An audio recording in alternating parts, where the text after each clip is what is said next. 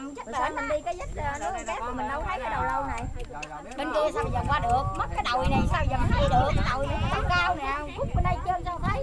Nãy là cái mỏ cát nằm bên kia kìa. Cát thì nó nằm bển đó.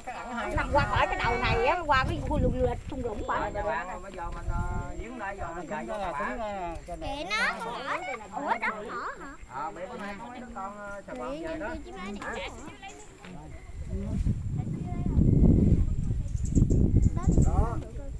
Mày muốn đi qua cát du lịch thì mày phải bỏ cái đồi này, ông nằm thung lũng bển á. Nè cái mỏ này, cái mỏ này. Cái mỏ ông này thì ông nằm thung lũng bên đây là cái mình hả, này là hai cái cánh này.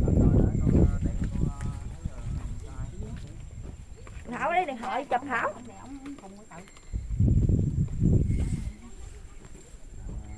Kìa cho nó ngồi với thằng Bin rồi bà lỡ mát. Đây nhà con. Ngồi xuống.